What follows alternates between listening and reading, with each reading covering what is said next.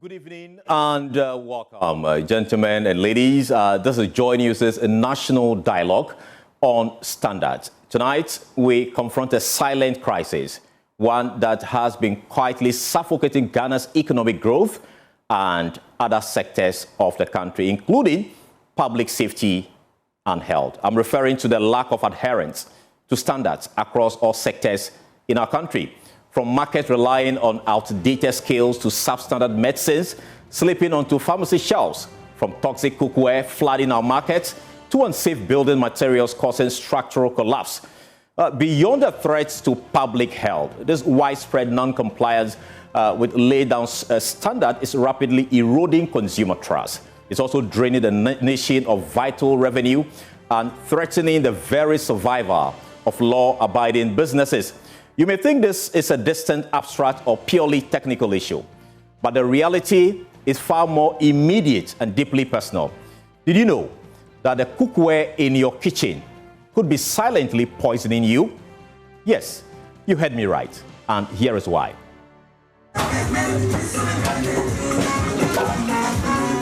The quality of food you eat determines the quality of your health.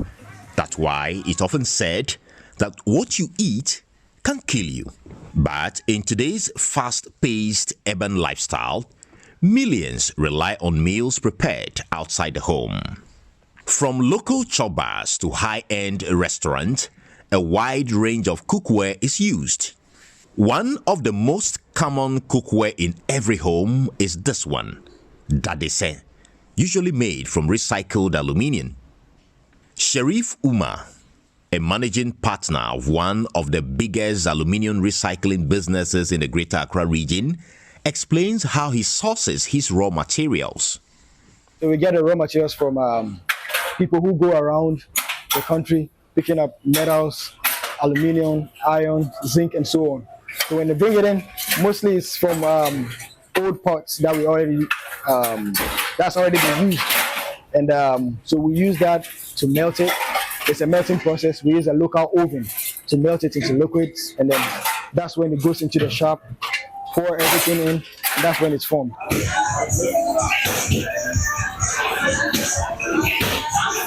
This popular choba in Ashaiman is just one of thousands nationwide that cook daily with uncertified cookware, serving food to an unsuspecting public. Maybe I meet that they send me silver, maybe to Ashama market. Maybe I'm more doing the whole I'm told, and I'm starting because I know I am a minimum use, and I am so Yabet was. And the enemy say beer, a war, a ye beer, Bema, to say beer. Ebema, Arabia now said the beer because I know I use about 20 years now. Yet research shows these uncertified recycled or low-quality cookware leach toxic heavy metals, including lead, into food. But how often do you pause to question the cookware behind the meals you enjoy? While some consumers ignore standards entirely, others insist public awareness on the dangers is critical to protect lives. I don't know any idea for that they say they use to cook the food. I don't know any idea of it. So if FDA they have a different way to do them, they don't go use it at the same, then they should early do them so that we will not get effect. As for the daddy, that is all we know. And since from birth, that's what we have been eating from. So if it has anything to do with it, me personally, I don't know. But the thing is, whether you eat good or you don't eat good, as for the daddy, you will die. So if you consider these things too much, you might not even eat. So for me, I just enjoy myself. I just know see the food done, make a good chop. I said, yeah, that be all. And basically, for the ones that we are using already in Ghana and the one that are importing, I don't know the standard measure that they put in place to measure all those things, but they should just look at it and know how best it can meet the human standard for us not to have any issue with our health and any other relating issue. I think they should educate the public more on where to get the standard ones and where not to get the standard ones. I think that's my idea of what you're supposed to do as an agency or as an institution. It is clear that both the cooks and consumers know very little about the dangers of substandard cookware. So what exactly makes cookware unsafe? Berima Osebunsu, Executive Director of Rose Aluminium Company Limited and a veteran manufacturer, breaks it down. When you have cookware that has lower levels of aluminium, it lacks a certain shine or certain sheen. It starts to dull on its own. Aluminium utensils must never leak. They must never leak. It's something I can say on authority, So if your utensils are developing, leakages and whatnot, then it speaks to the quality of material used to make the, utensils. If you're going to purchase the utensil and it's lacking a certain shine, then it speaks to the quality of the material used in making the utensils. Berima says such substandard products, which have flooded Ghana's market, not only endanger public health, but also undercut manufacturers who follow proper standards. As long as you eat out at some point, whether you are eating at Kempinski or buying wache from Hajia, the quality of utensil that is used to make the food, you have no idea, and that is where the problem is. So I think that the authority has to step up, because these people are not only these players in the market who are producing these material are not only hurting our business, as people who are delivering premium utensils, but there's a health concern, because of how inferior their goods are, they're able to undercut the market, which is actually affecting, some of the brand that are actually maintaining, the standard. But Sharif Umar disagrees, despite being unable to show any regulatory certification. But I don't think it's very harmful, or it is harmful at all, because our great-grandfathers have been using these pots for ages, and then they even lived longer than we did.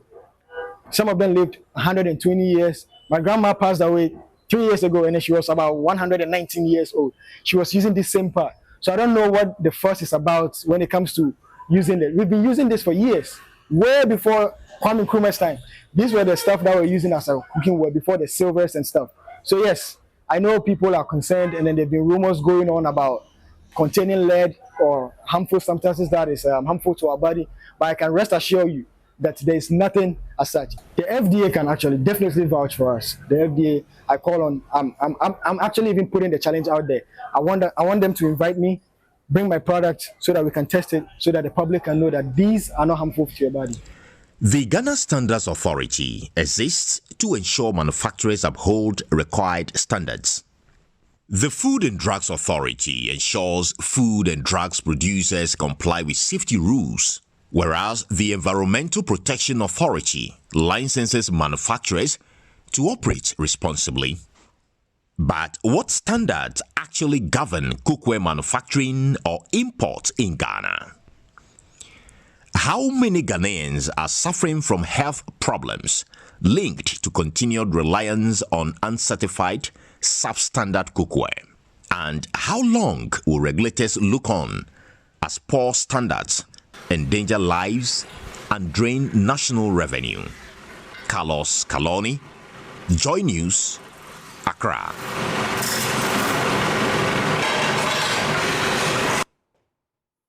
Well, that was about food and cookware. What about the paints on the walls of your home and, of course, your offices? Have you ever thought it could be the reason for your poor health?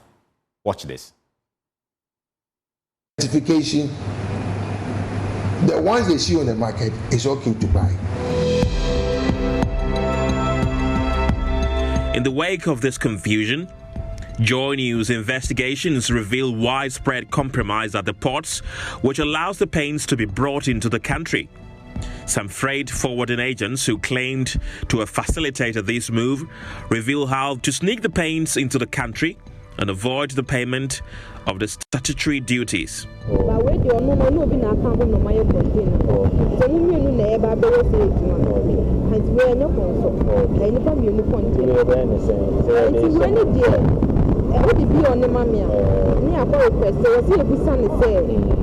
Telex and national man original bill. The original bill or the best any and as a meeting for you almost a year. So because original bill, not original no now they are fine. Now pay your baby valuation. One mom cost not my year. But I say now I'm for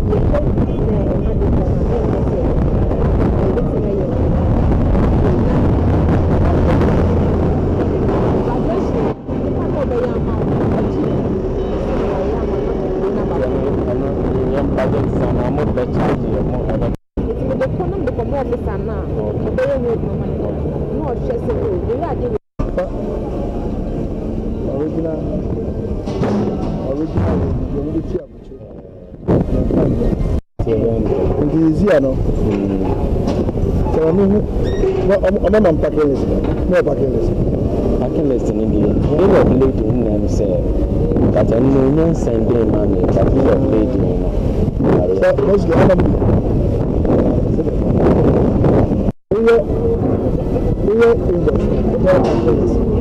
I don't know about your person. And your man, maybe emotion page. The quantity you see. So that's what you invoice, you know. You only quantity you see. Now, I don't know, man, just the invoice, and I'm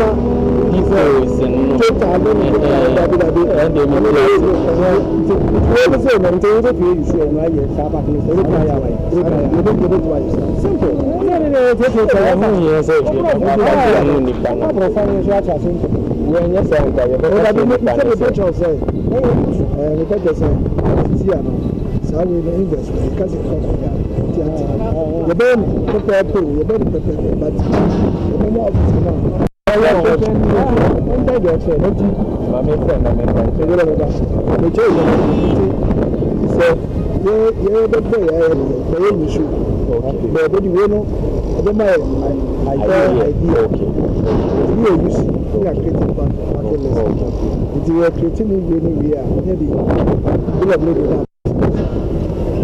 just officer. I said, and then I can say, yeah, I should say.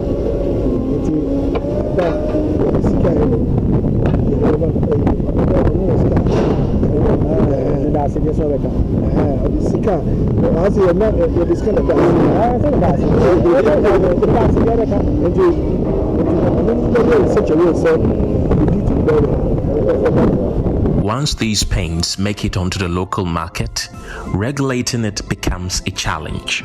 Director of Inspectorate at the Ghana Standards Authority, Jessica Nkansa, says the conditions under which these paints are processed is questionable. Our attention has also been brought to the fact that people mix paints wherever they are. We don't know. Some even outside under trees and others. And plans are far advanced to ensure that all these people are regulated, because the Chamber of Paint Manufacturers Ghana came to us and they brought us some of the information about some of these happenings. So it is an area where GSA is actually working actively in to ensure that paint does not become a source of disaster for the consumers. But the bigger danger lurking around is lead-based paints sold on Ghanaian markets. In 2013, an investigation commissioned by the United Nations Environment Programme revealed that some household paints manufactured in Ghana contained high levels of lead. In a related study, out of the 46 paints analyzed on the Ghanaian market, the team found out that 15 of the paints contained high lead levels. This is a sharp increase compared to the team's data collected in 2023, where 6 out of the 59 paints analyzed contained high levels of lead. The acceptable lead level in Ghana should be 90 ppm. However, of the 15 high lead paints, 5 were found to be new brands on the Ghanaian market. Also, 4 paints that were less than 90 ppm in 2023 were now above 90 ppm. The highest lead content found in one of the paints stood at 200,000 ppm. That means any household that uses this particular paint is exposing pregnant women and children to lethal brain damage and other neurological problems. Lead is added to paint as a pigment or a drying agent in their paints. Currently, about last year, we did some studies on the market. We went to the market, took some samples, and did some analysis. Fortunately, what the importers and the manufacturers have been saying that they are aware that leaded paint is not safe and that it no longer produces and it is obsolete. It appears that we can take their word for it to a large extent because the data we found was not too worrying. We found a few deviants in it, but majority of the samples we took, the analysis we did, most of them were within the safe level of 90 parts per million. We intend to repeat it again. But the concern has to do with retailers of foreign oil-based paints, which are not regulated by the Standards Authority. Clearly, it appears the tag American Paints is an illusion coined to rip off unsuspecting Ghanaians into purchasing what might sell cheap but harmful at the end of the day. The question is, this is the time we know that it's a problem. These American paints that are coming onto our market, I'm not against anybody bringing good quality paint from America because I live in America. I know they have standards, so they cannot allow Mexico to bring any substandard paint into the United States of America. So the question I'm asking authority and government is, why are they allowing? Sometimes it's our own people, Ghanaians, and sometimes it's non-Ghanaians. And of course, the cookware you saw and that of the paint are just the tip of the iceberg. The impact of failing to enforce standards across board is far greater than most of us can even ever imagine. And Joy News research has been examining the issues and found a few things which I want to take you through. So the Ghana Standards Authority is actually the institution that is responsible for ensuring that we all conform to standards. And they do 3 main things, as you see, the metrology, standards, and conformity. And when you talk about the metrology, it involves the inspection, verification, and calibration of weight measures and all of that. The Olonka in our market, of course, it is the work for the Ghana Standards Authority to ascertain if the Olonka you are using to buy the corn or the maize or whatever is up to standard. That falls under the metrology. And then the standards involve the development, maintenance, and dissemination of food, chemistry, and material standard. That's also their work, as well as conformity, which largely is about enforcing the regulations and the standards. Let's move on and see more with regards to the Ghana Standards Authority. And this money you see here is their budget for 2026. You know that the Ghana Standards Authority is directly under the Ministry of Trade, and this money, 223.9 million cedis, is the funding allocation for the Ghana Standards Authority to operate with in 2026. Now, let's break that particular budget down. They are allocating about 11.2 million cedis for metrology, which I already explained. And for standards, they are using about 7.3 million Ghana cedis. But this is where the meat is, the conformity, which has to do more about enforcement of the rules. They are dedicating 205.4 million Ghana cedis to ensure that you and I actually adhere to laid down standards. Now, in year 2025, the Ghana Standards Authority has done certain works with regards to conformity and assessment. They've been able to review about 12 standards. So they look at it and say we need to improve upon it. So in the whole of 2025, they've been able to use part of their budget to do that particular thing, 12 of them. They also introduced 93 new standards as part of their work for 2025. And here is the bigger number, 196. They've adopted international standards. And all this they did to protect the health, safety, and economic interests of consumers and expand access to market. Now, let's continue to look at the conformity under the 2025 expenditure. They've been able to certify local goods 592 by the Ghana Standards Authority. They've also carried out certain inspection, so inspected imported goods. Big number there, 74,630. And health and export certification issued by the Ghana Standards Authority stands at 1,216. Of course, you can see the Ghana Standards Authority appears to be working. And all this is to protect the health, safety, and economic interests of consumers and expand access to market. Let's move on to see what more they've been doing in the area of inspection. Now, they've been able to carry out inspection on 141 fishing vessels in 2025. And also factories, they've done 218 inspections across the country. And they've gone to about 106 markets. What is the objective? To protect health, safety, and economic interests of consumers and expand access to market.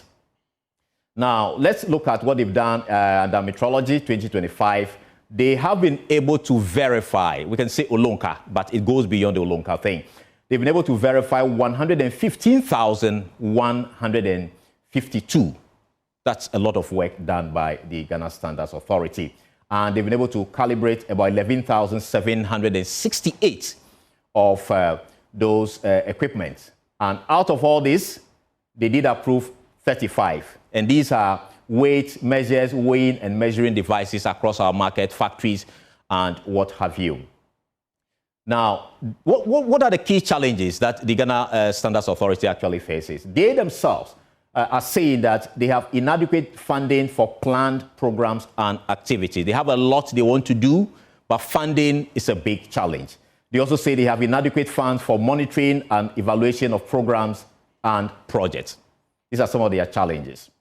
Now, let's look at pharmaceutical product standards that the Ghana Standards Authority and the Food and Drugs Authority, they've also been doing some work in that area. They say that 1 in 10 medical products in developing country is substandard, falsified. FDA, that's what they're telling us. And how much is that costing us as a country, Ghana? We are looking at 42 million Ghana cedis worth of counterfeit pharmaceutical product destroyed this year alone. That's how much we are losing, 42 million Ghana cedis. Let's continue to see more. Food and agriculture, where standards touch life or daily lives. About 5,000, trained vendors nationwide. That's according to FDA. We'll interrogate those figures shortly. And FDA hygienic permits, as at March 2023, they've been able to give this figure, 1,079. Chow bars and drinking spots and all of those things. Now, heavy metal contamination in cookware. That's where the meat is tonight. Cookware that they say you and I use. We go to the restaurant to eat and all those things. They're saying recycled metal cookware can leach lead and other metals into food. Apart from that, cosmetic and personal care products may contain restricted chemicals when labeling registration is bypassed. So the cream you use on your body, you could be affected. And also toys and plastic products can pose hazards when material safety standards are ignored. Now, lead contamination in cookware. This is concerning because 77% of cooking pots contain high levels of lead. 77% of the cookwares we have in this country, they contain high levels of lead. And when children's blood were tested for lead, 53.5% of children tested high blood lead levels. 53%, that's more than half of children living in Ghana, they have lead in their blood. And there are currently no existing international standard for total lead content in metal cookware. Now, let's look at the transport sector. I mean, before we all got to work and all our panelists got here, they used the road. And so adherence to road safety standards is also key. Overloaded trucks accelerate and road damage, weak axle load, enforcement shift costs to taxpayers. We all know you drive on the road, you see heavily loaded trucks on our road. Now, poorly maintained vehicles and non-compliant road signs increase road crashes. It goes on and on. Let's move on and see some real statistic with regards to road transport. Now, in 2024, we had 9,820 road crashes. That's in 2024. And let's look at 2025 figure. That has increased to 10,735. That's about 9.3 increase. And you may want to know there have been 2,180 recorded fatalities this year alone due to non-adherence of road traffic regulation by road users. Let's go on and see what the mining and environment is saying per the figures, illegal mining effect. We all know how illegal mining is really affecting our country, and our river bodies have been affected. Over 18 major rivers have been heavily polluted, and at least 12 water treatment plants have been shut down. Ghana Water Company can no more treat those water sources. And we go to the manufacturing sector, industrial goods. Weak material standards threaten lives. And they're saying that 43% of imported electrical cables are substandard or fake in 2024. And 92% of electrical cable samples were found to be failing in 2018. And that is from the Ghana Standards Authority. So this is the picture for you tonight. This is what we want to interrogate tonight here on the Joy News National Dialogue. When I return, I will introduce my guests and we zoom straight into the conversation. Stay with us.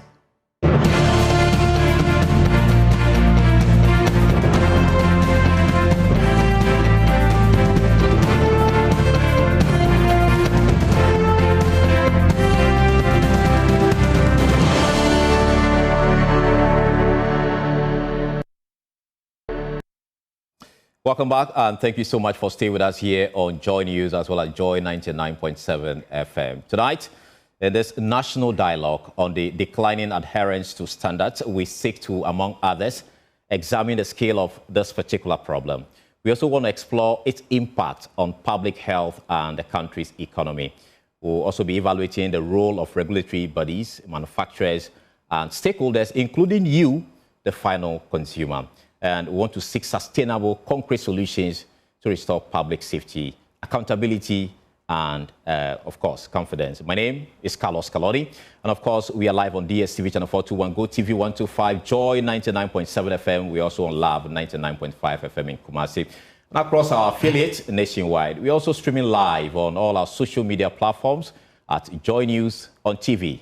Around the world, we are on myjoyonline.com. It's a good time now to introduce my guest for this particular important national dialogue. Joining me in studio, Dr. Awal Mohammed. He is the Deputy Director General Operations at the Food and Drugs Authority, FDA. Welcome to the studio. And we also have Roderick Kwabena Dadiaje. He is the Deputy Chief Executive Officer of the Food and Drugs Authority in charge of food safety. And representing the Ministry for Trade and Agribusiness is Daniel Ajete Soa. He is the Principal Industrial Promotions Officer at the Ministry of Trade, Agribusiness and Industry, as well as Kofi Kapito, popular name.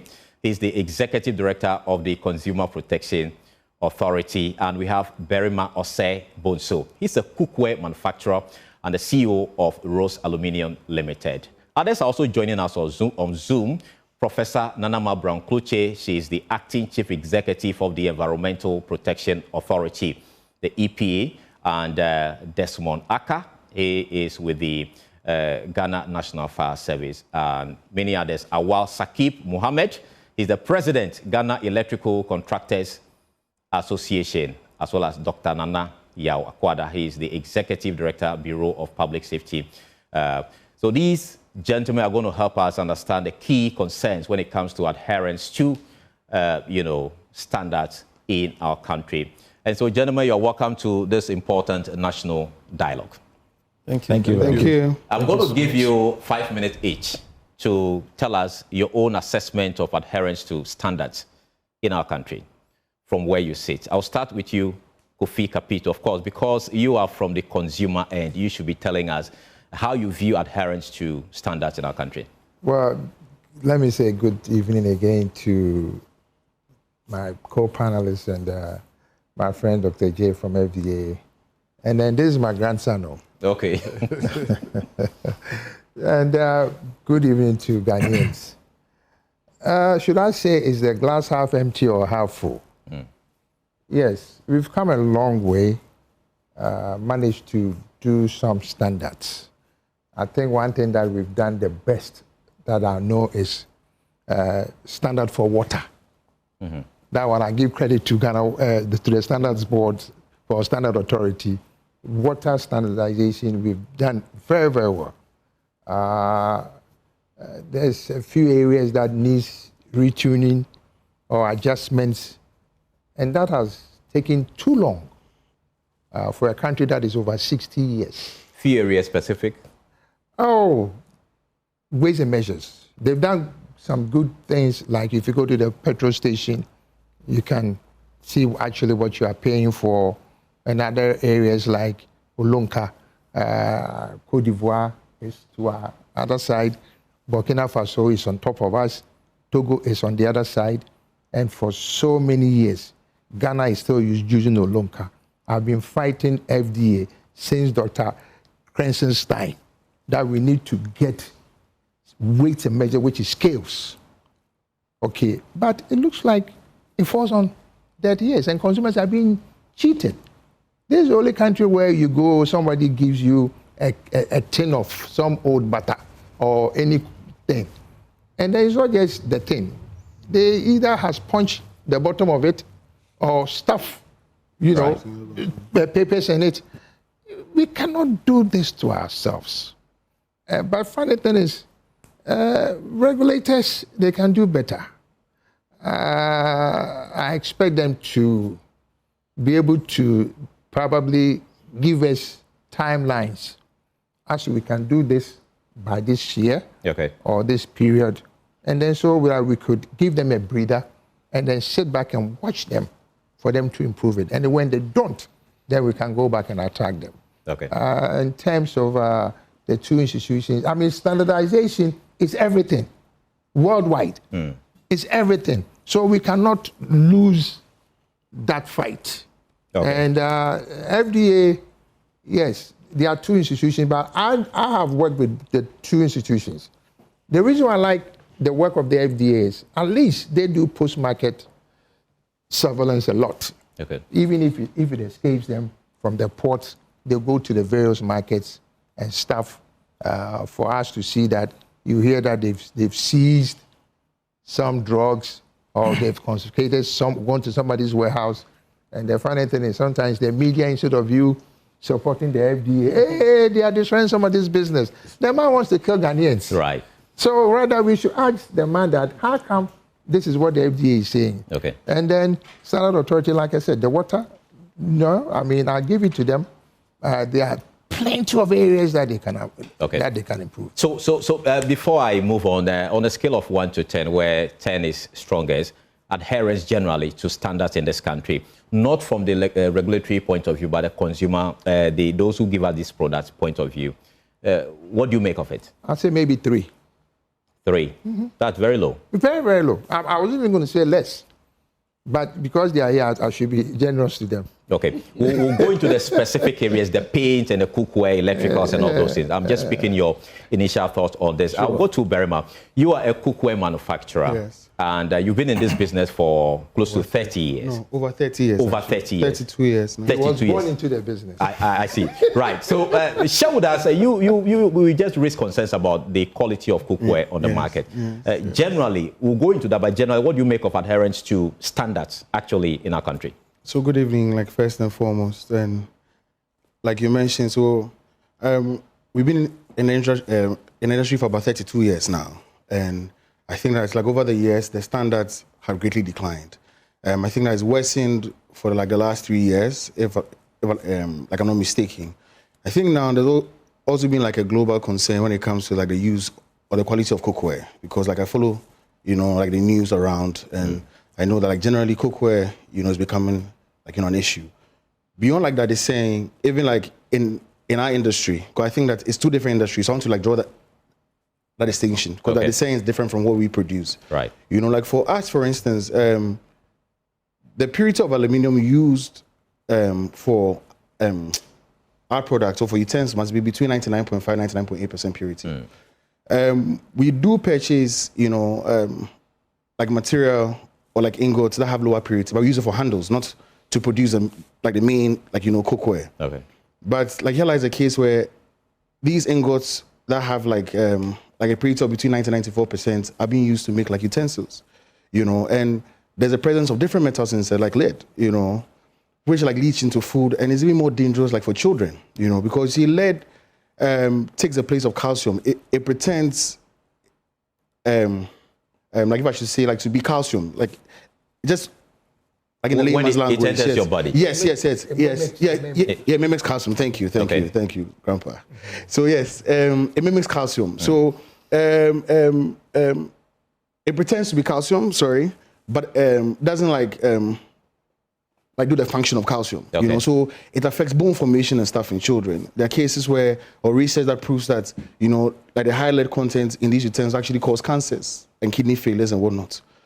So it's a very, very big problem. And we have like people approaching us all the time. The price of the material is way below like market price. And you ask them and they tell you that, it's scrap metal, And there are like different derivatives of aluminium, like it's used to make different things. We will delve deeper into the cookware bit of it, but generally, just like I asked Capito, on a scale of 1 to 10, where are we generally when it comes to this adherence to standards in our country? 1, if you ask me. For my industry, I'll say 1, because it's freestyle. Wow. Yes, it's anybody's industry. When it comes to mine, you do what you want to do, to be honest with you. Well, let me go to the regulator. So let me bring in the gentleman from the Ghana Standards Authority. Tell us, he's saying 1, Kofi Capito is telling us 3. Okay. What do you make of the adherence to standards in our country, generally? Well, thank you for the opportunity given. Let me say good evening to the cherished viewers and my colleagues here. In fact, I would say no, I will not go by where they are saying 2 and then 1 and then 3. I think we're in a country that we have a lot of challenges, and certainly when you have standards, we need to get some education to go on so that we can see how it's going to. So for adherence to standards, we will say that Ghanaians, we are getting better to understand it better, and then we are somehow enforcing some of them. Because you know that our communities are such that people have used local products for long. And so certainly if you have standards you are going to implement and then enforce them, you will have to it will take time. And so for adherence to it, I think that we are just improving. But you can't really address the problem if you cannot measure it. So you should be able to tell us where we are as a country from your point of view. Well, I would say that we can just call, say, maybe between 5 and 6. If going by your listen, so I would say maybe I'd say 6. So because we are getting to understand some of these things that we need to implement, and then we have to adhere to it. Yes, there are challenges. And so these challenges are things that we will have to enforce on education. When we embark on education, certainly Ghanaians will get to understand that, and then they will also go by the standard. Let's not forget that we are a country that people look at. We are very price sensitive. And so if you want to go by standard, the product will be expensive, certainly. But the person looks at the price. So based on pricing, he will go in for a cheap product. That is not standard. And so at the end of the day, you will not also... But that is what you're supposed to be doing, to be protecting the interests of the consumer. Exactly. And that is why there's the need for this enforcement. And the enforcement it also comes with its own challenges. Okay. So yes, that is why I will not say that we are adhering to it. And so I will rate ourselves to maybe 10, no. That's why I say 6. Okay. So that there are a bit of allowance for us to improve. Yes. Right, let me bring in the FDA. You are also doing a lot of work in that space. What would you say is adherence to standards in this country? Yes, thank you very much. We are very happy to be part of this program tonight. It's for us a big opportunity that we would meet today to discuss this. The excitement for the Food and Drugs Authority with sister agencies is the fact for an opportunity in awareness creation and sensitizing. And I must commend Joy FM for taking the lead. To be able to sit here with Dr. Kofi Kapito, thank you very much. I mean, that's great. He's a great guy. And I think for consumer interest issues, he's really done well, he and his team. Right. So the first thing, like I was saying, is the opportunity to sensitize Ghanaians, for them to understand that, there can be hidden dangers. Science with time reveals some of these things because we get better equipment that can help us to be able to detect things that hitherto we were not, giving much attention to. That the design that you have just raised as it is, we must give a caveat here, is that the saying that one has used lead, to manufacture. That is a big thing that you should watch out. And I think it was work that was done with UNICEF that saw this high level of lead in children's blood. And we must commend also UNICEF for assisting the Food and Drugs Authority to do that. So out of it, we saw this. And then it even helped us now to go and do more search. As Kofi Kapito was saying, we do market surveillance. So we just went forward to also do other works. And I think if the opportunity comes, I'll be able to talk a little more about it. Also, the excitement for us to be here today also is the issue about customer relationships. Our Chief Executive, Professor Kwabena Frimpong Opuni, really is out there that he wants people to believe in the FDA and believe in sister institutions. And so we even have what we call the food safety policy, right, which we are very excited, to be working, because there are 15 institutions, government institutions that are working together. And so this problem that we are talking about, lead, we already have met in times past to discuss it. This year, World's Lead Day, we had the opportunity. So we are coming under the caption of transparency for Ghanaians to know. You are trying to get a score to say whether we are zero or whether... Yeah, definitely you need to tell us where we are from your point of view. So you would tell us where we are, and we take it in good faith what has been said.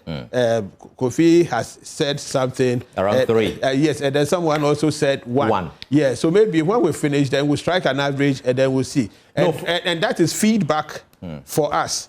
So that when we go back, yourself, you need to be measuring whether you are improving or... No, that will be self-serving. You don't do assessment. We do that. That is why every year Food and Drugs Authority has what we call a stakeholders meeting. We call the public to come sit down with us and then critique us. So where are we? Yeah. So where we are is what we would say something, but like I'm saying, it may be self-serving. It will be self-serving because the public. Yes. They want to know whether we are down there or up there. Okay, so let me ask you this question. Do you remember, some time ago, Kofi, people would water, they'll use a cup, one cup, they'll use it to fetch, and then for people to drink. Okay. Then the one that you blow, and then they pour the water inside. If I were to offer that to you today, would you take it? No. Why wouldn't you take it? Okay, now let me ask you another question. If you were also, for example, the area of fruits and vegetables, if you had to buy your lettuce, you had to buy your carrots on the floor, would you buy it? Why? Who told people to start selling from tables? So the point is? The point here is that the customer, the consumer, has a say. And then education, as we are doing now, the sensitization that I said we are excited to be part, that we have our sister institutions and everybody here to dialogue, is what sensitizes people for them to know that hitherto what they were holding on to, probably there could be better standards. Okay. Yes. All right. So, thank you so much, Daddy Ajay. We'll delve into the issues better. Yes. But let me bring in my good friend Daniel Ajesowa. He's from the Trade Ministry, representing the ministry. Your initial assessment of adherence to standards in our country. All right. Thank you very much, Carlos, and a good evening to your cherished viewers. So at the Ministry of Trade and Industry, we are We formulate policies on trade, industry, and agribusiness. And so we have a national quality policy. So the national quality policy has thematic areas which cover standardization, metrology, conformity assessment, which you mentioned in your presentation. But there's also technical regulations and accreditation. So technical regulations means that when the standards are developed, those regulations must be enforced by the regulators. And regulators over here, Ghana Standards Authority and Food and Drugs Authority. And also you mentioned the cookwares and then paints and varnishes. These are high-risk goods. And much as I believe that the regulators are doing well, like has been highlighted by earlier panelists, there's more room for improvement. Enforcement of regulations does not end. You don't get to a situation where you say that, okay, it's perfect. It's a continuous process. It's a process. So you do it today, you may not get it all correct, but you have to continue tomorrow. So there are strategies that you have to develop to enforce those regulations. And so even before you take an action, you have to explore regulatory alternatives that, okay, are there other ways to enforce those regulations rather than, so like you said, educating. So you can educate people, you can make them aware of the standards available, the regulations available, and then consumers can themselves demand it. So in my view, I believe that the regulators are doing well, the standards body is doing well, the regulators are doing well, but there is more room for improvement. Where are they if you say they are doing well in terms of the range I just given? I don't want to... We need to know because that's why we're having this conversation. Right. Then being the Mother Ministry of the Ghana Standards Authority, I'll just go what they said. Because his is higher. Yes, because we'll leave it there. Because they are doing well. I believe that the regulators are doing their best in enforcing technical regulations. Because, like he said, there are enforcement gaps. Of course, he acknowledges that there are enforcement gaps. And so where are the gaps? Does it have to do with logistics? When it comes to market surveillance, and they want logistics to go conduct market surveillance, are the logistics available? Do they have adequate staff to go conduct market surveillance activities? So these are issues that we have to look at. For which reason he didn't give 10 over 10, he gave 6. Right. So our line was. So we'll delve into the nitty-gritties of it. Let me bring in Anaya Akwada. He is a public safety advocate. He joins us on Zoom. I'm going to ask you the same question. Where are we in terms of adherence to standards in our country? Very good evening to your panelists, especially to Uncle Kofi. I think the last time we spoke, he was on fire. It's good to see him, very calm this evening. Before I respond to that question of where we are as far as standards are concerned, I think it's very proper that we digest the issues appropriately within the context of when you talk about declining standards. I do not think that our standards are declining because to a large extent, we do not have standards in a lot of the areas that we would want to look at as far as public safety and health is concerned. I read a report a couple of months ago on Galamsey, and it was very disturbing to read that for some heavy metals, the thresholds that is required in foods as a country, we have not been able to establish those thresholds, right? That is lacking.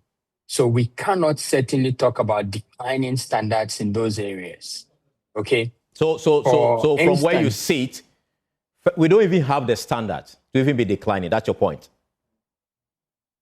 Well, I cannot make that blanket statement because I worked in Ghana for over 20 years, and I know that the Ghana Standards Authority, from time to time, we're putting together a team of experts to develop standards. So I would want to say that what I said earlier, that to a large extent, and most of the spaces have not been covered.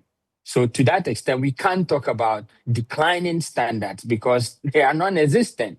We have not taken the steps to lead in that direction. The Ghana Standards Authority which has the mandate to define what is safe, what is fit for purpose, and what can be used within the jurisdiction, has not been able to cover the space with the speed that, as a 60-year-old country should have. For as I speak with you today, we still admit into our jurisdiction electrical equipment that God knows which standard they fall under, right? And that's open secret. We all know. As I speak with you, our road construction industry is still constructing roads in residential communities without sidewalks. That is a standard matter, right? We don't know what is supposed to be and what's not supposed to be. Those sidewalks comes at the pleasure of the award, whoever is awarding the contract. But these are things that the Ghana Standards Authority must work with the Road Safety Authority to ensure that they become standard, and that in every residential community, in every built-up area, we know what the road must look like. We know if there's supposed to be a median, what the median must look like. Today, we've driven on some Ghanaian roads, right? They have medians wider than the road itself. And God knows why we want to do that. So these are things that we need to get the Ghana Standards Authority, look at. So I don't think the standards are declining. I think that we need to, move with a fast pace and establish the standards so that we can enforce those standards. Because largely, from where I said, from our public safety perspective, a lot of the standards do not exist. As I speak with you, practicing as a safety, industrial safety professional, we had fire extinguishers coming into the jurisdiction with different color coding. Okay, so some jurisdictions will say for water it's supposed to be white. Other jurisdictions say it's supposed to be blue. But we have all these two come into the country. So me as a safety professional, when I have to now train my workers as to how to identify what is what, I now have to train them across everybody's, whatever is happening across several jurisdictions in Ghana. Those are the things that we want the Ghana Standards Authority to say, hey, this is it. This is what we are adopting, and this is what you can import, and this is what you cannot import. But all those things are lacking. So standards, I don't think are declining. I think they are largely non-existent. And that is what the Ghana Standards Authority, working with relevant institutions, must begin to focus on. All right. Thank you so much. Let me give the final word on this round to Sakib Mohammed. He's the president, Ghana Electrical Contractors Association. I'll come to you, Kofi Kapito, but let me pick... Say again? Where he is at the moment. I'm sure we'll delve into that. Okay. Let me bring in Sakib Mohammed. If you can hear me, we are just picking your initial thoughts on what you make of adherence to standards in our country. Briefly. Thank you very much, and good evening to your panelists and to listed viewers. Now, Ghana Electrical Contractors Association was established in 1948 to basically serve the interests of electrical practitioners. Now, over the years of our existence, we've played key role in policy formulation, development of standards up to this far. Now, until 2013, Ghana didn't have anything called regulation, anything that regulated how electrical works was to be done. So 2013, in the advent of those fires and all that, the Parliament of Ghana passed a law which is called the Electrical Wiring Regulation 2011, LI 2008. And that law had a standard attached to it, is the GS 1009. So basically what they sought to do was to ensure the safety of life and property from the hazards that may arise from the use of electricity. So between 2013 till date, so the law gave the Energy Commission the mandate to enforce it, to implement it, basically. And between 2013 till date, we have over 18,000 certified electrical practitioners in Ghana. Some of them, they are in different categories. We have some in domestic categories, commercial categories, industrial categories, and even inspectors. So fast forward, I think last year, that law sought to basically regulate how electrical works are done. And then it left the aspect of materials. So last year, the Energy Commission, in conjunction with the Standards Authority, passed another law called LI 2478, which is an electrical, it is a standard on electrical accessories and cables. So our expectation is that coming into force of these two regulations, our sector will improve significantly. That is, if we implement it well and we enforce it as much as we should. So if you ask me about standard, I would say before, until 2030, we didn't have anything. So now we have something and people are coming in. People are basically trying to follow the standard, follow the regulation and all that. So our standard, our sector is quite improving, and we are hoping that the regulators would enforce the regulation as much as they should, so that we can all ensure that we achieve the safety that we all desire. That's so in your sector. You think it's improving. You can give us some specifics on the range we've given, because I do know that we still have substandard electrical products on the market, which will delve deeper into anyway. So on that scale, you say we are improving. Where do you think we are? So for me, I think we are between 4 and 5, if you ask me. Okay. Thank you so much. We'll come to you to delve into the electrical bit of it more. You're still watching the National Dialogue on Adherence to Standards in our country, and you're also listening to us on Joy 99.7 FM. At the next round of questions, we're going to go into the issue of paint. You know, Joy News, we've done some, expose on the substandard paint in our country. And in that expose, we told there's a lot of lead contamination, even the paint we use to paint our houses and all that. So I'm going to go to Kofi Kapito again. You have raised a lot of issues about the substandard nature of the paint we have in our country. Clearly, that should be dangerous to the health of the consumer, right? Definitely, Carlos. But before I go there, I just want to somehow speak in favor of the Standard Authority. That's why I should have spoken. The question is, if they don't even have the Ghana standard, they go to the ISO standard. Exactly. Okay. And unlike East Africa, I like the East Africa way. Right. They have the country-specific standard. Then they have the East Africa standard. Then they have the ISO standard. So they are relying on three key standards. So I even suggested some years ago that then we can also have West African standard to make it more efficient, because we can look from our neighbors. We are more closer to them than somebody sitting in Washington, D.C. The conditions are different. It's cold there now. So using the standards that is done in the code for a climate like us might not be fair. But Nigeria, other countries, we are in the same tropical zone. So you are calling for a West African? To make it an additional one. You see, we need to do our local standards. And we have them on the books. It's not that we don't have standards. We have plenty standards. Where I agree with the other two speakers is the enforcement that is lacking. Not that we don't have standards. But Nana Yakwada believes we don't have standard covering every aspect of what I'm saying is, AI. Is there a standard for AI? They are now trying to catch up with it. You get my point? Regulators or laws always catch up with inventions sometimes. Okay. So, but what I'm saying is we do have, he's talking about public safety. There's a lot of standards on public safety. Building structures, electrical cables, fire extinguisher. The fact that somebody allows somebody to bring a different fire extinguisher into the country, does not mean we don't have the rules. But that brings it to my question about the paint also. Yeah. There are standards, right? Yeah, there are standards. But why do we have a lot of fake? Because you see, Ghanaians are sometimes crafty.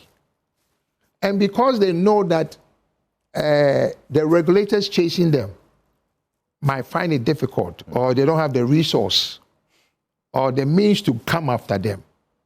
Look, this paint, they call it American paint. What paint is called American paint? I live in America. I don't know any paint called or labeled American paint. Okay. And I was one of the that people documentary. that actually I did the expose that this is what is happening. And even today or tomorrow, go to Adabraka, go to Odona. These people are still there, doing it in plain sight. American paint? No, those illegal paints. I don't call them American because there's no paint like an American paint. That's what I want you to understand. Okay. What I'm saying is people it's like concussion. Still be mixed. They are mixing all kinds of things. They are mixing all kinds of paints to get different colors. No regulation. No regulation. The regulation is there, but the regulation cannot catch up. But we have companies that are paying taxes. Yeah, no, there are companies that we have taxed them for them to protect us. Right. And they are not doing it. Look, you're talking about electrical cables. Yeah. I remember not too long ago, the Standard Authority actually did a test, and they came out that most of the cables on the market are not fit for purpose. But it's only 2 companies. And two companies? Yes. Just 2? 2. Of all the electrical that cables? Passed, yes. I had to take the chief executive on that. If all of them failed, don't tell us about the 2 that has passed. Tell us about the rest that did not pass. I threatened to take STA to court because you cannot hide that information from us. It is public information for us to be informed and know what not to buy. So what should be done about the paint issue? Because and I know there are law-abiding companies who are paying taxes to the government, doing their business legitimately, right? Employing Ghanaians, okay? But those who mix this paint by the road, sell it cheap, make money, endanger the lives of Ghanaians. How do we address that problem? We address it by allowing the laws to work. We do have laws. Not that we don't have the laws. We have people who can go and arrest these people. But you see, in this part of the world, the politician is weak. So is it the politician or the institution? The politician is weak because the institution falls under the ambit of the politician. You know, order from above. What are you going to do? Do you know who I am? You know, this is some of the bane that confronts regulators who wants to do the right thing. Even if they want to do the right thing, sometimes their hands are tied. You better, they will call you. Oh, Master, we're a party supporter. And so I know that for a fact. Health implication on this paint? The paint, that's what I'm saying, is the health implications. I'm not a health expert. People are in charge, and they are telling us that the lead in the paint is abnormal. Okay, that it causes, even you are in your house, you've painted your house, very beautiful. Yeah. You are inhaling it. Your children are inhaling it. Yeah. Everybody in the house is inhaling it. Then we come up with respiratory diseases. Before they can diagnose, you are gone. We can't do that. And lead has become the new thing that everybody is fighting. Now it's getting into our water. It's getting into our, look, now, pawpaw grown on top of the tree. Mango grown on top of the tree. Because the way we've damaged our soil. If you like, get the pawpaw. The pawpaw is sitting down. It looks green. If you cut it, it is red. It shouldn't be. When I was growing up, if you hit banana in this room, if you open the door, you will hear the smell of banana and pineapple. Now you don't even hear the smell anymore. Okay. You don't hear the scent anymore. Right. So the question is, what are the regulators doing? That's the big question we want to ask Ghana Standards Authority with regards to this particular paint. Are you even aware that there are people mixing all kinds of paints by the road, selling to the public, no regulation? Are you aware of that problem? Yes, it has come to our notice that people are doing this exercise. And that is why we have some trading standard inspectors who go out there to enforce the law on that. And just enforce which specific law when it comes to the mixing? Because are they supposed to be even doing it, mixing it? Are they not supposed to be in a factory where you go inspect the factory, issue licenses to them? Exactly. These are people doing these things by the road in some container, So what do you go there to enforce? Of course, we go there. When we get there and we actually get those people, we close the place and take over whatever that they are using. They will confiscate all those things. How many of such have you confiscated? Oh, it has happened, and I just went in, so I cannot tell you exactly 1, 2, 3. But I know that trading inspectors, standard inspectors, they go out there to clamp down on them, and it is behalf. Just as you, Madam Jessica, talk about there. It's something that we do. It's not that we are relaxed. We just don't do anything on it. No. And before that, on my other colleague, who said that we don't have standards, and he doesn't think that it's not just about adhering to the standard. The standards don't exist. No, he said in certain areas. No, but you know, when I asked him again, he said he wouldn't want to do a blanket statement. Yes, he said certain areas the standards don't exist. Just add to what Kofi mentioned, we have standards. Ghana Standard Authority, we are ISO member nation. And then also we are also, that is African Standardization Organization, we are members. And so we develop standards there. As we speak now, we have 3,176 standards in Ghana. We have 3,176 standards in Ghana. Across all sectors? Across all sectors. And we are still developing more. For which, what the ISO standards, where we don't have standard, we adapt. And that is the adoption of ISO standard. And ISO standards adopted currently in Ghana here are 1,095. Then also ARSO, that is African Standardization Organization, we have adopted 24 of those standards, of which Ghana, we even add up to developing that standard. Then when we come to International Electro-Technical Commission, we have also adopted 565 standards there.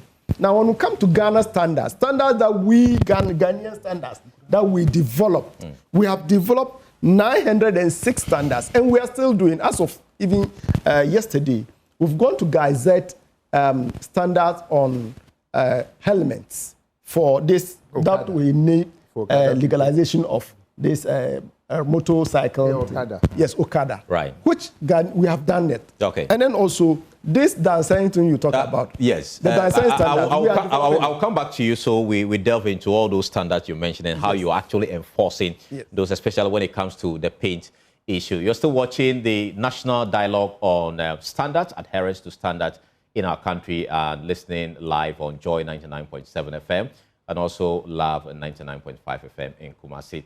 We'll be right back after this. Please stay.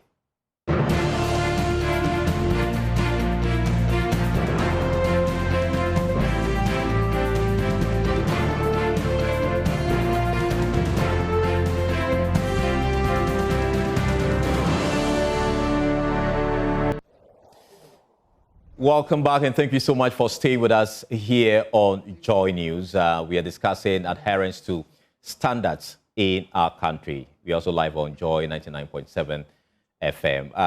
Well, let's go to you. You were making a point about the paint issue, and we're saying that many of these guys buy our roads are selling this without certification. Yes. You don't have any of them that you've licensed? No.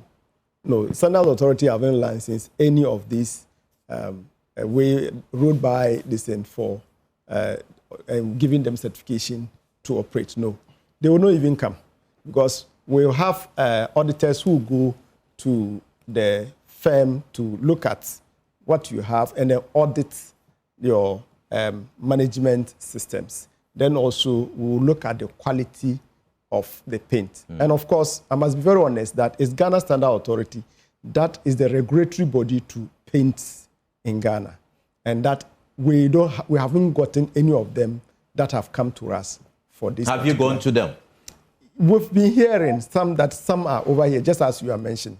But when we hear, we make sure that we go down and try and get some of these things. And some of them, when you get there and they are there, some may even hear that you are coming. Well, as soon as we get there, some will bolt away. So what happens to your monitoring, evaluation, and all of those things? Because you are supposed to be enforcing as part of your job. Exactly. And that is why we use our enforcement agency. That is the body that we use for the enforcement. That's the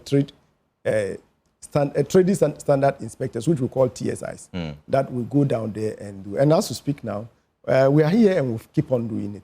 But I will call my other colleague so that very soon we'll go down there and also make some inquiries. See, it is difficult when we want to enforce standards. It is very difficult. How difficult is it if you go to Adabraka, Kumasi, Ashaiman? The guys are just by the road. Why is that difficult? One, you need resources to go there. Two, you need the personnel who will help you to do the work. Okay, as we speak now, we have trained about 500 trading standards inspectors whom we haven't deployed yet because of resources, and that there's no clearance where you would ask them to go down and do the work. You see that?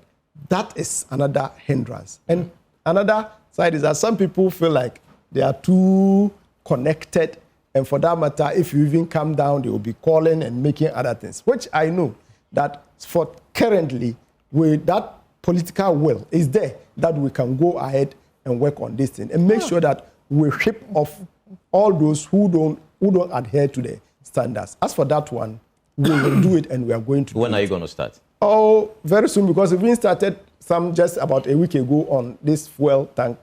I led the operation. Specifically the paint, because it's a No, I'm coming there. I just want you to know that when we say we'll do it, they know when we will do it. And we are doing it. Just fuel stations for the past 1 week. I've closed more than about 15 of them in Accra here. 15 fuel stations? Yes. I've closed them because when you go there, they are under dispensing the fuel that you buy. You have 10-liter can, you go and a person is buy. Then some are having the differences of about 750 mils, almost 1 liter. At the filling station? At the filling stations. So if you want, you just find out. On the 5th, I was out there, and there are so many of these filling stations, not, you know them, their names, but because of this, I won't mention this particular filling station or this particular, but you get down there, you get to hear. Apart from the filling station, which other entities have you closed down? Oh, just recently there was this company that is producing mattresses, substandard mattresses. And we went out there and got them. We've closed that. Why? Because one, they are not certified with. They have not come for certification. Two, they are not. They are also producing substandard products, and then they are competing with people who have are paying taxes to government investors, legal investors, or the legitimate ones who are doing their work. And they are just there competing with them because their products that they are using are substandard. And so their prices are very, very sensitive to the Ghanaians. So people are buying those products. We had to go down there and close that. If you go to Hatcho, we did this similar exercise there, and we've closed down some factories. What would be the assurance you want to give to the public and those who are doing legitimate business when it comes to production of paint, who are concerned about these roadside people who are affecting their business? What would you want to say? I want to assure them that Ghana Standards Authority is up to the task. Professor George Aji, the Director General, he says we should go ahead and do the work because he has also been mandated by the president to do that, and that whatever that he has to do to sanitize the system, we should do that so that we sanitize. Within what time frame are you going to do that? Oh, we just came into this office. But you are drawing salary? Yes. Even if you came yesterday? What I mean is, we just came into the office, so the year is coming to an end. Just about 2 months, 3 months old in the office. But within these 2-3 months, you've taken some salaries, and right? that is why I don't have resources for that. So yes, it is. I admit that they do not have resources, but what are the priorities? How come a critical part like this is missing on their activities? Okay. So it's not an excuse. Every institution, I want more money. I want more money as an individual. Every institution wants more money. But the little we have, we should be able to prioritize. Okay. And that's what we are saying. I know you want to leave us because you have other equally important engagement this evening. But specifically, I want you to speak to this American paint situation. how concerned are you for public safety? And what would you want to see? Look, how do I say this? Lead, the effect that lead has on people, and the chemical impact of substances that have not been verified and ascertained as safe for public use or public contact can be devastating. It is not something that sometimes we will see today. It's something that we'll see in the long term. It may not even be something that will impact on only the primary person who came into contact with the substance. It can affect, unborn generations. And so it is very important that the Ghana Standards Authority, the FDA, and all the powers that be take this up seriously. I want to see some action after today because the people who matter are there on the show. So I would like to see something in the news tomorrow that the FDA, the GSA, together with the FDA and the EPA, have moved in these people. And because once these are not verified or certified for use or passed for consumption for the ordinary Ghanaian, a lot may be happening. For instance, when they do their mixing and everything, how do they dispose of the ones that cannot be used? That's an environmental issue. So a lot may be happening there, and it's absolutely important that they move in with the speed of lighting to check some of these things. It is very important, and I believe that it's part of their mandate, to also continuously be surveilling the market for things like this. So this is a good one for them. It's a low-hanging fruit. It's been brought to their attention by a credible media house, and it's absolutely important that if I were the head of GSA, I would be making some phone calls to my team this night so that tomorrow morning we can move in and clamp down on these activities. Finally, before I let you go, the cookware is also a big issue this evening on the dialogue. And innocent Ghanaians are eating from lead-contaminated pots. And that's a matter of public health and public safety concern. What would you want the authorities to do about this specific challenge also? Yes, we've been with Daddy Sen since growing up, right? And the first time I saw it, even though I had known, but once it made it to the news, it was quite sentimental. My favorite Daddy Sen now is deemed unsafe, even though it's been unsafe for a long. I believe that when education leads, such efforts, we are able to get these things out of the way with little effort. So let's hammer on education. First of all, get companies that are manufacturing this to diversify or do what is right, and then hammer on education so that in every household where these things exist, we either have a program to replace these for them or a program to give them some coupons to purchase other, non-harmful cookwares. I think that the Ghana Standards Board Ghana Standards Authority should innovate. Okay, today, as we said, we have the National Small Arms Commission, doing an amnesty on guns. We can do something like that in the field of our cooking ware that's laden with lead, right? So the Ghana Standards Authority must innovate and get these things out of the system. But most importantly, education should lead the way so that such deep practices that has been with us for so long will be able to, change our ways as, knowledge emerges and as societies evolve. Thank you so much, Nanayo. Dr. Nanayo Akwada is a public safety expert, and we appreciate your time here on the dialogue. Now, we're going to shift our attention a bit to electrical cable issues in the system, and that's why I'm bringing in Awal Sakib Mohammed.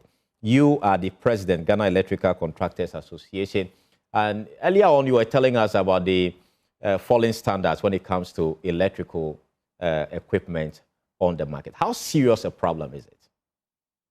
Yeah, so I mentioned earlier that we've seen some improvement with respect to certification.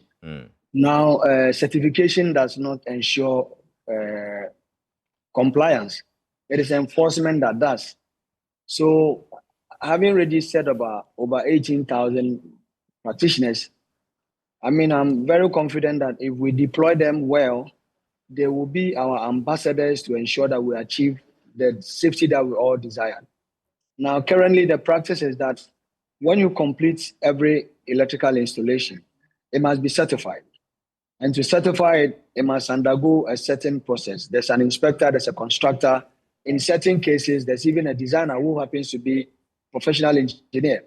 So when the installation goes through all these procedures or processes, and it gets connected to the national grid, now the issue is who verifies that indeed these people in their thousands are actually doing the right thing. That is where the Energy Commission comes in. And I can tell you for a fact that the enforcement has been very slow.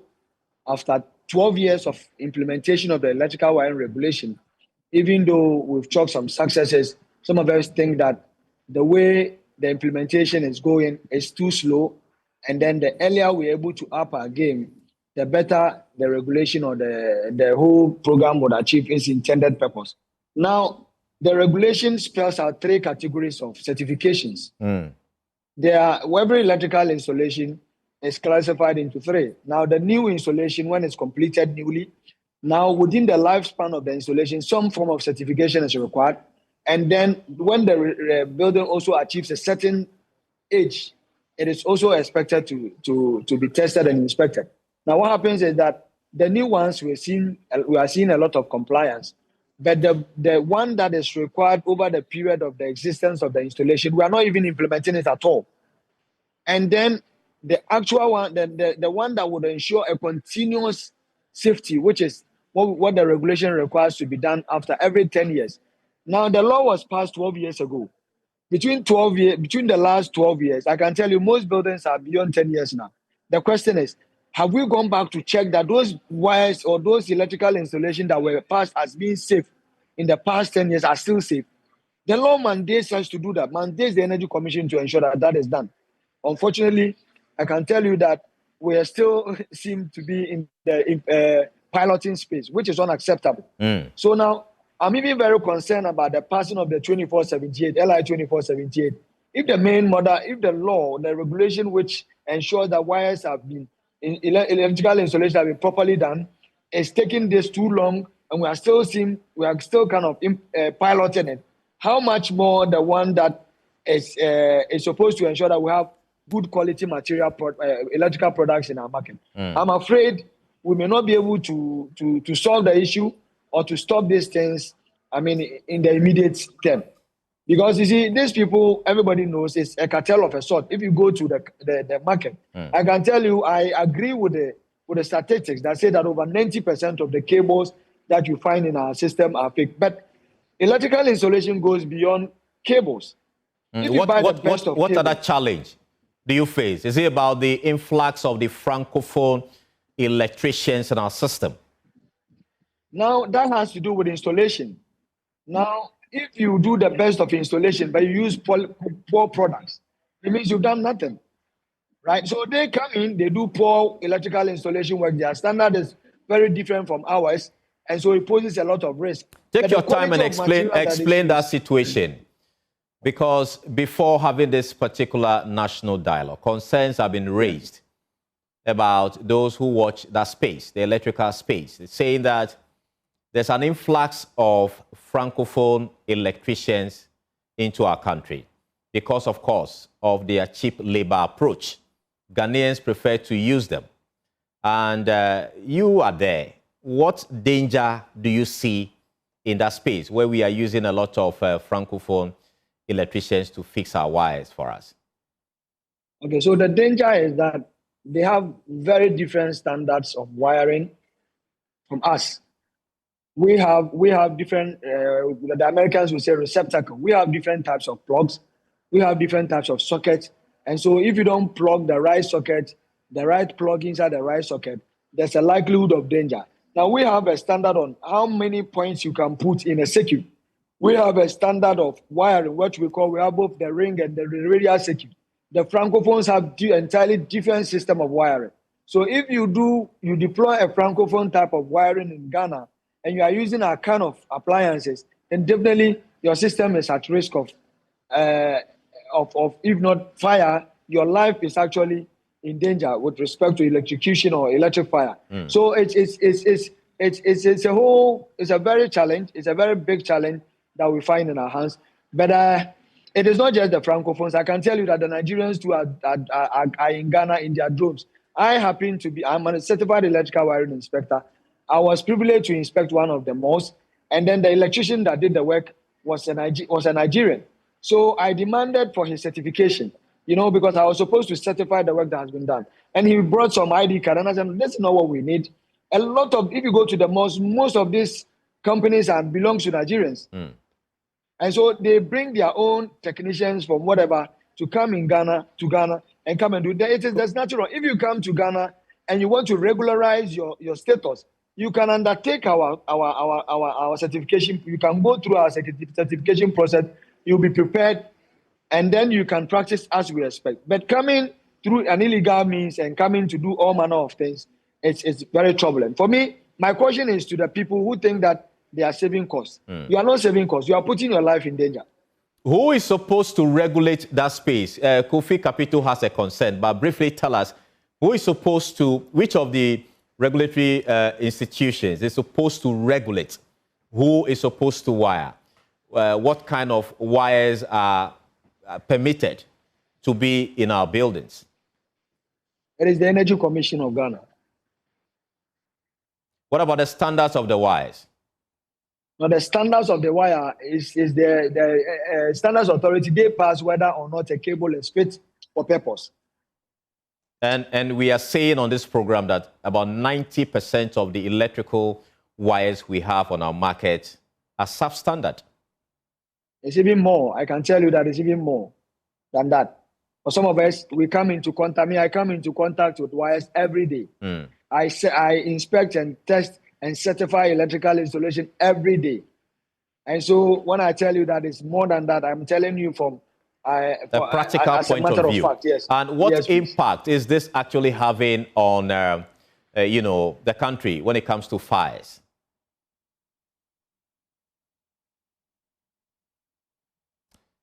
Can you hear me? Well, I think we are having some connection challenge there. But let me come to Kofi Kapito. He has some concern with regards to the quality of cables we have actually on our market with regards to the standards. Carlos, it's very interesting though. Ghanaians, we behave like vultures. When it's raining, we swear that we build a house. The moment it stops raining, everybody goes their merry way. Look, this training or electricians being by the Energy Commission? Yes. The certification? The question is, where do you even find them? Where do you even find them? He just gave us a figure. No. No, I'm talking about his organization. In other jurisdictions, right, you open a yellow pages, you see an electrician that you know that he belongs to a certified electrician who belongs to the organization. So if anything happens, they'll hold him accountable. Go to Electricity Company of Ghana right now. Okay, I was shocked to know that even if you want a meter, Energy Commission or one of these people are supposed to certify the meter. Okay, but you go to electricity and you say you want an electrician. They open through the window. Have you seen that man standing there? Go with him. He's a contractor. Whether it's a certified contractor, it's a different story. Look, looking at this place, it's funny how maybe if you get a fire service guy, he will confirm. Ghana, and this is the problem with buildings being burnt on a regular basis. We are a country that has a 3-pin socket in the wall. Check around you. Most of your appliances have 2-pin. They're not compatible. Because if you go to the other jurisdictions that has the 2-pin, they've built their wall socket that it can work with it. Ghana, you need the earth to make it more appropriate. So if the earth is not there, and the funny thing is, the multinationals, this is where I have a problem. It's not some individual Ghanaian going, traveling, coming back with an appliances that has a 2-pin. They bring them in commercial loads. Go to all the appliance shops now, most of the equipment are 2-pin. 2-pin. Why are they even being allowed in the market? Who is supposed to check that? Standard at the port? Authority. Ghana Standard Authority. And then, no, they have set a standard. That is, it should be a 3-pin. Okay. But the question is, their agencies at the port. Yeah, so that's my question. Who is supposed to check that we don't have 2-pin appliances coming into our country? It is not just them. It's the customs, because the customs should be aware. GRA. I'm sure FDA is not in this equation at all. Oh, we are talking about. That's just by the way. You know, so I'm just saying that we're not a serious country. Look, I remember many years ago, before the European cars are now being manufactured in America. If you bought a car from London, because I bought one before, if you took it to America, they will take you through a process that you have to refit the car.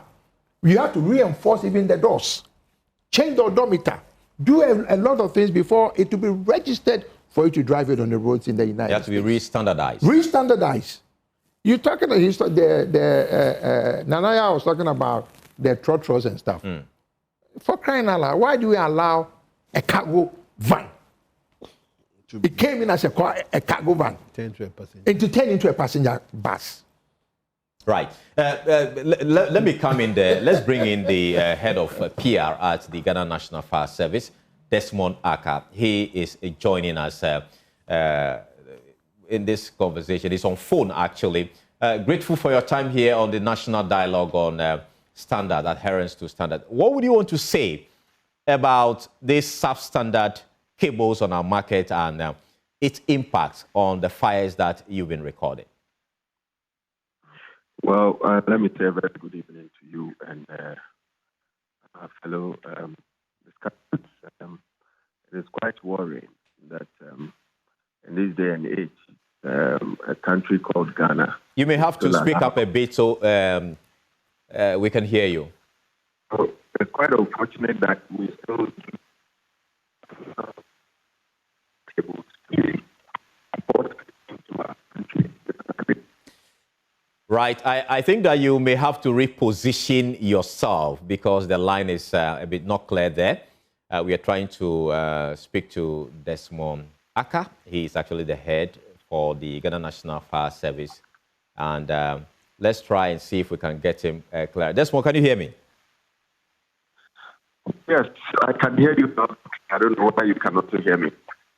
Yeah, we can try. So go ahead. So I was saying that we have a challenge with respect to the inflows of these cables. Right, Desmond, I think we will have to call you on another line. Briefly, we'll come back to Desmond to get the point he's making, which is crucial to this conversation. But let's come in studio and go to the Standards Authority because you seem to be receiving a lot of the bashing tonight. You know these high-rise buildings in Ghana now? Okay, all these high-rise going up. Do you know the amount of ladder that the fire service uses in terms of the floors that they can go up? Most of these high-rises will burn down completely because the ladder cannot reach it. They can't get there. They can't get there, and we are allowing it. It's a serious matter. It is a serious matter. Yeah. Yeah. When it comes to the electrical cables, you're supposed to be ensuring that they meet the standards. Yes. But we are tonight. We are being told that 90% of the cables on our market do not meet the standards. Yes. What we do is to test whether the product that comes in is standard. But we don't regulate that. It's PRC that regulates it.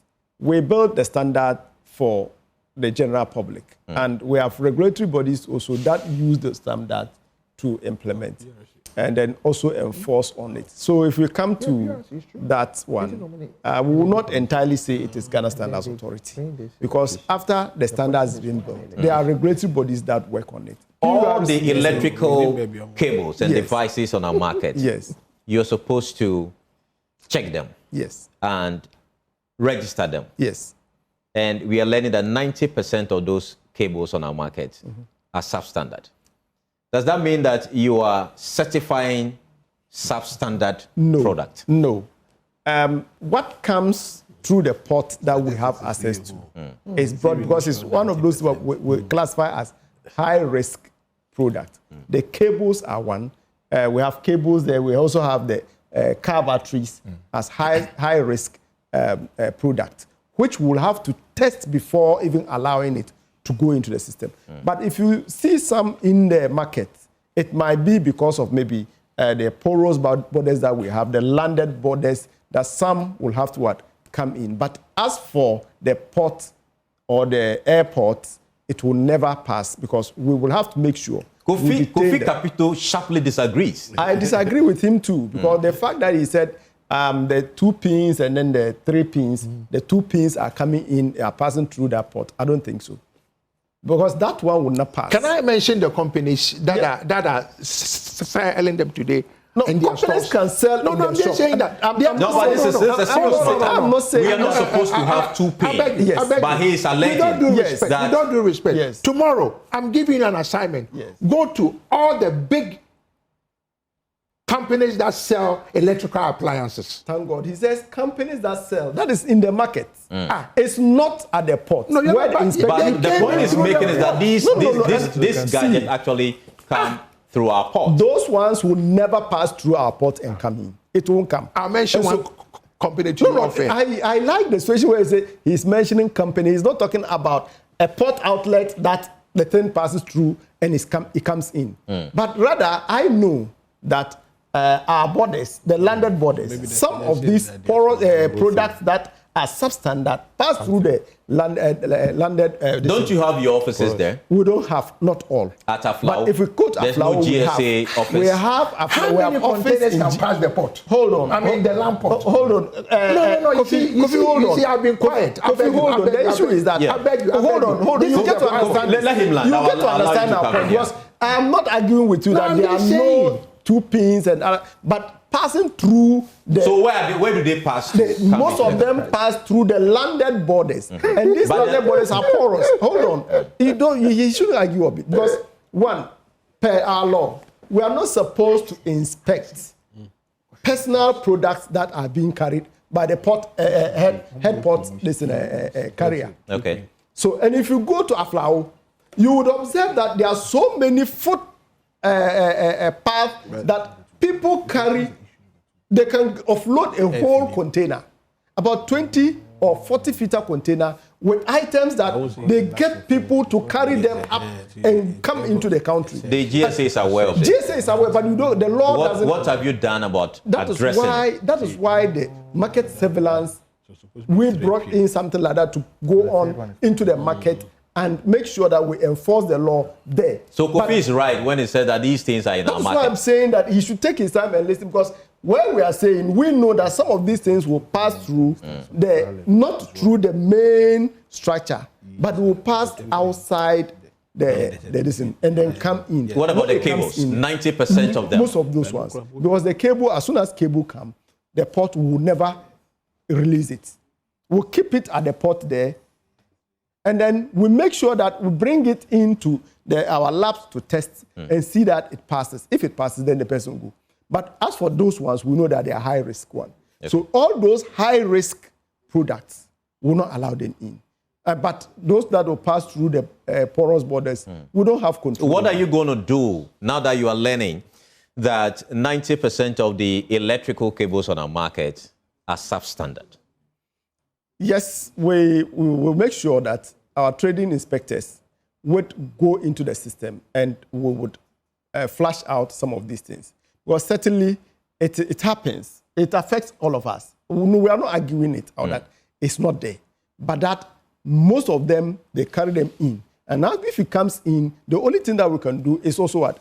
Make sure that enforcement... Right. You are blaming it on the border. Let's bring in the trade ministry, because you are supposed to protect the Ghanaian businesses and protect the consumers' interests. Are you aware of what he is saying, that most of these electrical cables, come into the country through our porous borders?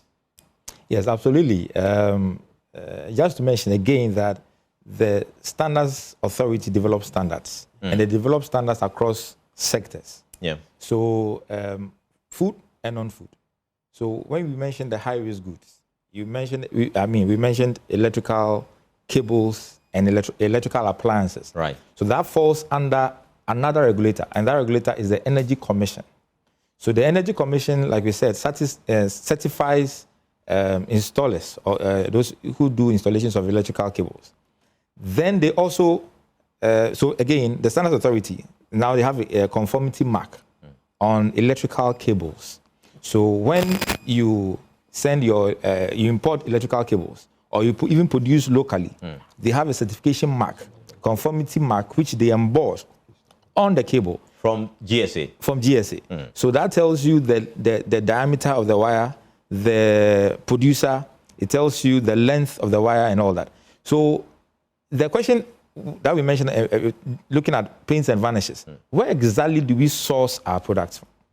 So the consumer should be aware and educated on where do you buy your products? Where do you buy electrical cables? Because if you just send the electrician, so who is supposed to police the electrical space? You were telling us that the GSA is supposed to set the standards. Yes. The Energy Commission is supposed to certify electricians. Yes. Whose role is it to police the electrical appliance and the cable aspects of that business? The Energy Commission.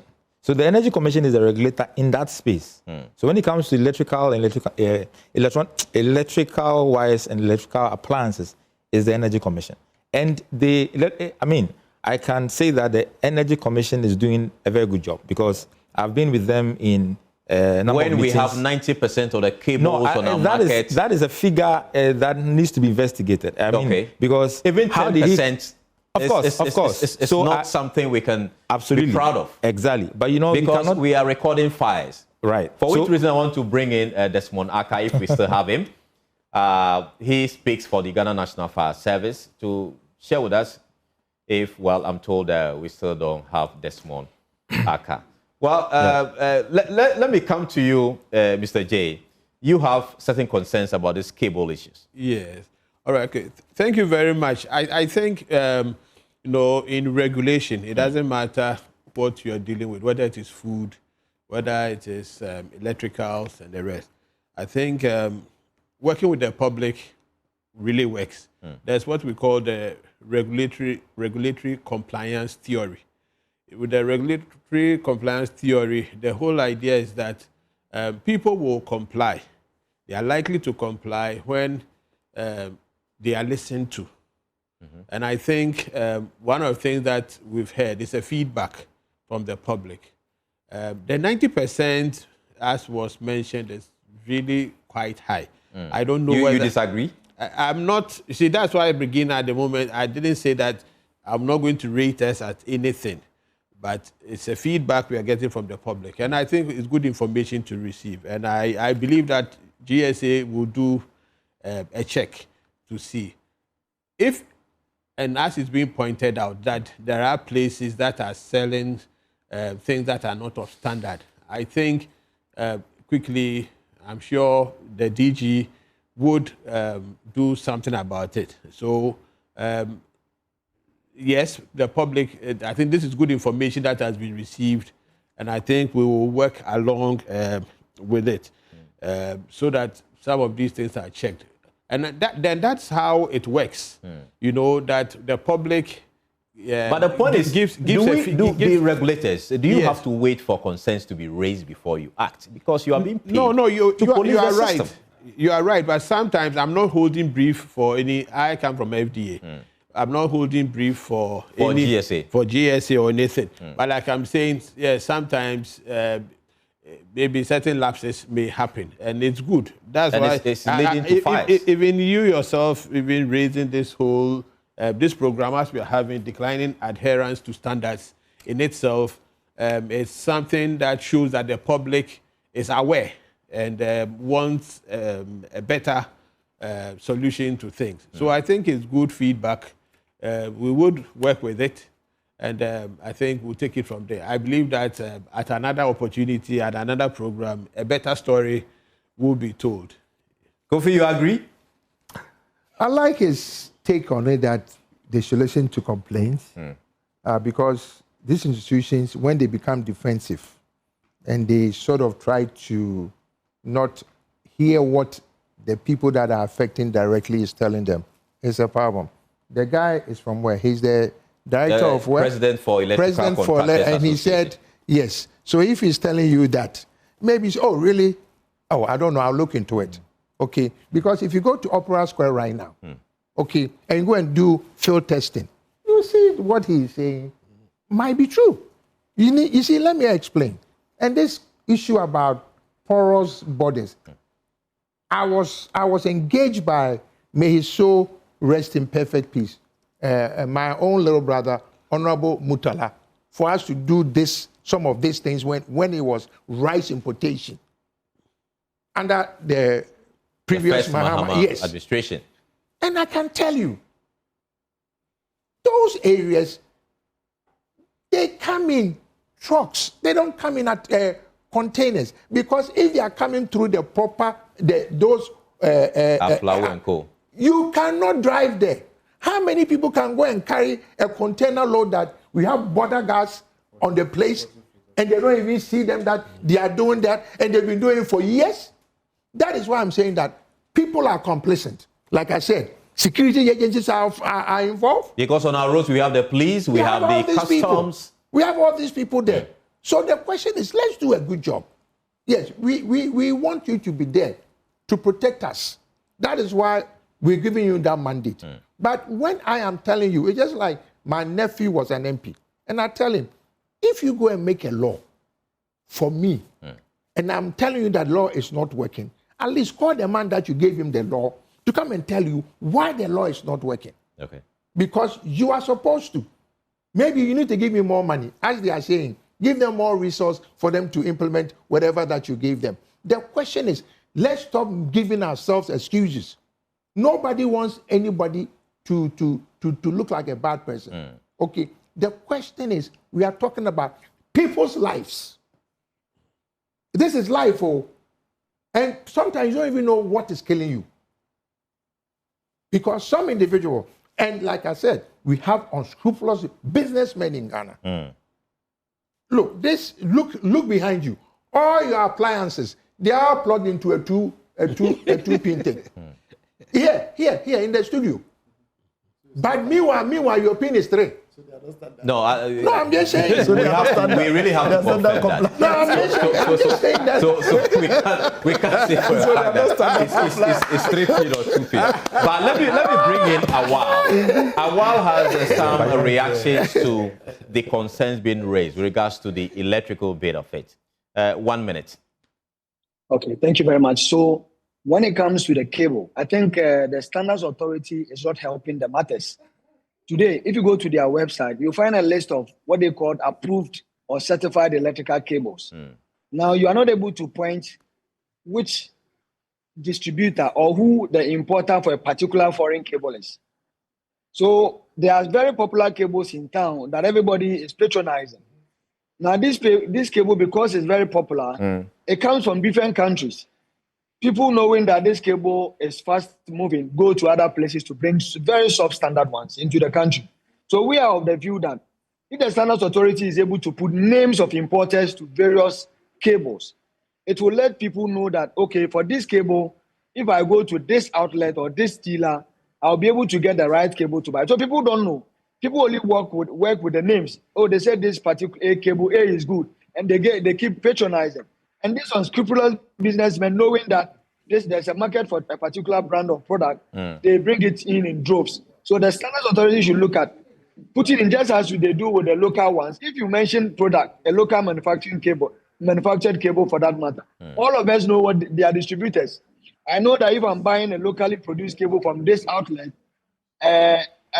maybe he's an agent. When I go there, I will see, I can even demand to see whether truly is procuring it from them or not. But when it comes to the foreign ones, you are not able to tell. So you see a particular cable there, they say it's passed. You cannot tell where you can actually get a good one to buy. And that is very troubling. Okay. And I think that we need to look at addressing that. That would help us maybe solve the problem of influx of electrical cable. And also know that Ghana is bigger than Accra. If you go to certain part of northern Ghana, I tell you, there are more than 90% of inferior cables there. There are very popular brands. They are actually steel. They are not copper. They are not even 10%. Some of them even 10% copper. But they are there. People are patronizing it. People they don't know. For some of them don't even know. But then they are putting their lives in danger and all that. So for me, yeah. As we wrap up the conversation, I'm going to give you 1 minute each, starting from you. What changes you want to see in these 3 key areas we've discussed: the area of paints, the area of cookware, and the area of electrical appliances and cables. 1 minute. Okay, so I will start with the last one, which is electrical cable. Now, for me, enforcement is a collective responsibility. The public has a responsibility. The regulators have a responsibility also. So now you, the consumer, you must know that your life is in your hand. So going out there, demand for the best. Demand that whatever you are buying is of good quality. If you are not very sure, seek an expert advice on what you are buying, and you'll be sure that you are getting the right thing home. Now, what we also must know is that when it comes to electrical safety, it's not just about your house burning or you losing your life. If your house doesn't burn or you don't lose your life continuously, you are going to waste your money. An inferior electrical product will definitely make you pay more for use of a particular appliance. So the earlier you have the choice to make whether you want to make a savings, you want to save your life, or you want otherwise. And when it comes to the other utensils, I think that all of us have known these popular brands and all that for long. The dancer and all that, it's troubling to hear that it is causing health issues and all that. Yeah. Okay. Let me come to cookware and speak to Berima. Our industry goes beyond, like that is saying, which is a matter of concern now. Even for the kind of utensils that we do, that I can't really speak on the formulation of that is saying, but I can speak on the formulation of the so products you want that to we put deal. Distinction between the that is saying and us. the cookware. Now, when it comes to our kind of cookware, there are a lot of variances. So all the things I've said really don't pertain to that is saying. They have their own issues, and I can't really speak on that because it's not my line of business. But in our kind of cookware, even in our kind of cookware, they are like inferior goods, exactly. So I don't want people to be confused and think that, okay, if I avoid that saying and I go for, let's say, like a regular utensil, I'm safe. Because even that one, there are variants. Like I was saying, I was speaking to like a manufacturer who doesn't even know that using scrap metal or scrap aluminum to produce utensils is wrong.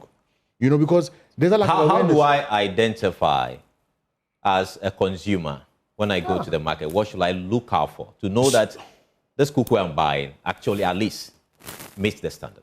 So for like aluminium, if it has like, if the purity is low, it lacks like a certain shine. Do you get what I'm saying? So there's no, you lack that shine, you know, like on a finished product. Like, no matter how much you polish it, it still doesn't have that kind of shine.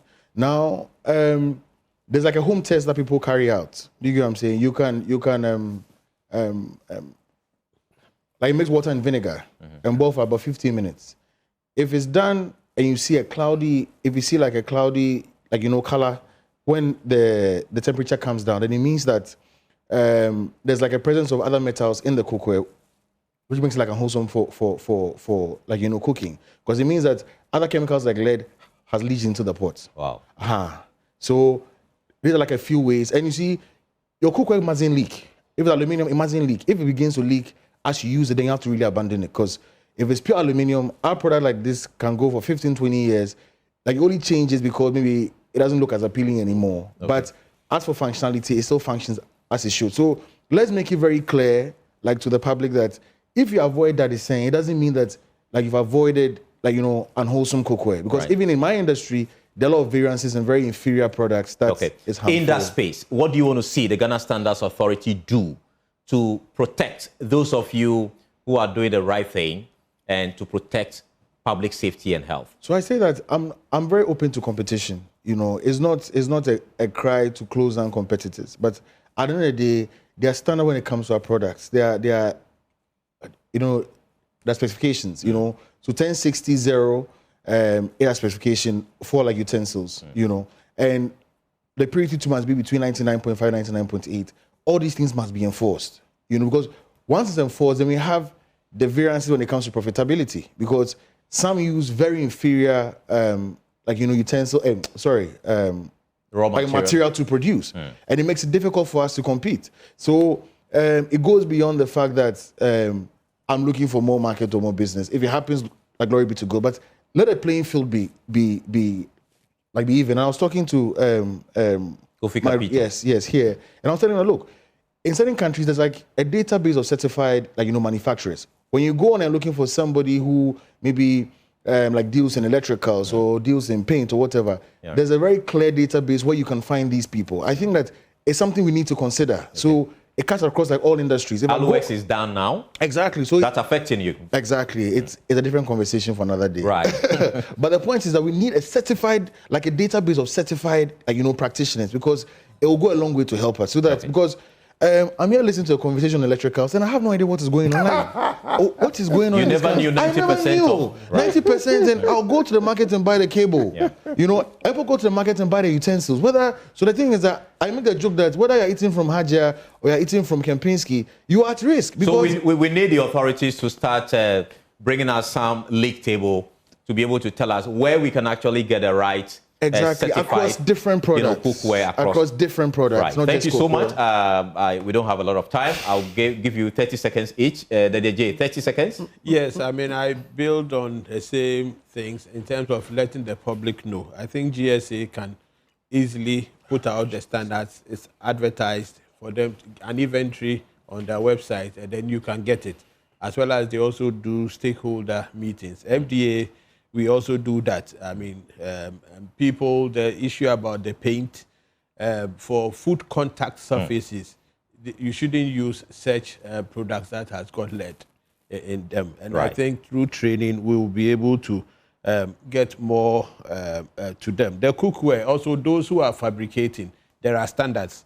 If they didn't know, now they know. And I think we should also press that. The electrical cables too, I think the distributors list should also be put out there.